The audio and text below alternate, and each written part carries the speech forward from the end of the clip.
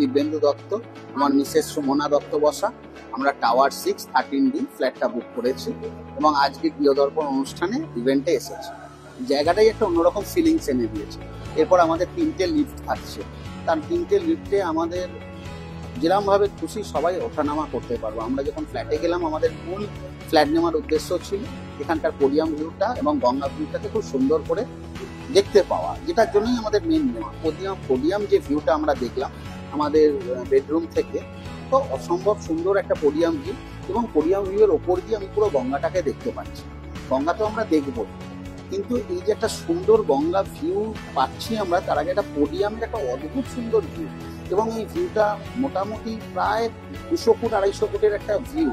এটা আমাদের অদ্ভুত একটা মূল আকর্ষণের মধ্যে পড়েছে। তারপরে অ্যামিনিটিসের জন্য আমাদের আরেকটা অন্যতম কারণ হচ্ছে ফ্ল্যাট নিতে আসা। আমাদের swimming pool, club house, theatre হল, এইগুলোর জন্য এগুলো তো সব আছেই, এই কারণের জন্য আছে।